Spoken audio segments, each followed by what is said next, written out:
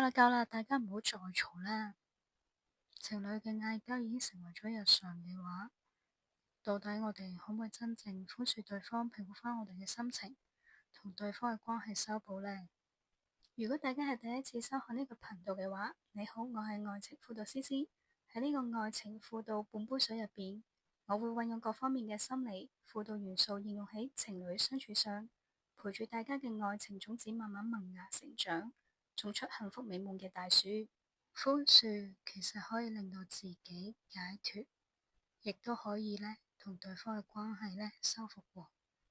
當我哋呢雙方冷靜咗之後呢，其實我哋就好好呢坐低去傾下雙方嘅問題。我哋可以試下以下步驟。我哋可以試下輪流同對方啦講翻自己嘅感覺啦，想要改嘅地方，並衷心道歉。未必為嗰件事呢做錯而道歉，而係可能令到對方啦有唔舒服嘅感覺，而去真誠道歉。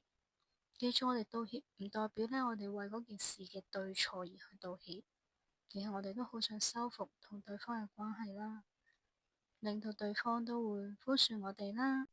老婆，唔好意思啊，頭先我出現講咗啲令到傷害你嘅說話，我為頭先講嘅說話同埋態度道歉啦。就算一方去道歉，配偶亦都會認真呢去思量，睇下你係咪真誠去道歉，同埋為自己嘅行為作出適量嘅改變。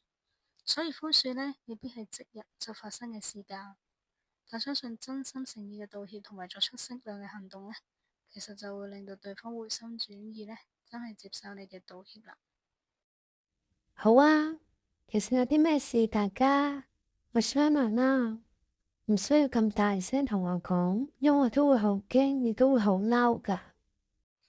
當大家好好溝通，同埋真係做到互相真誠道歉同埋接受之後呢，其實就係一個重返建立信任嘅好時機啦。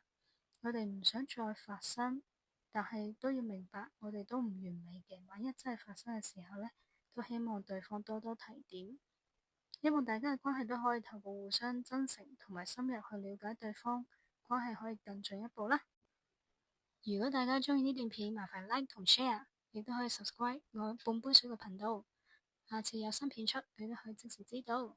如有意見或者想聽更多有關愛情嘅相處技巧，歡迎以下留言俾我知啦。下次再見。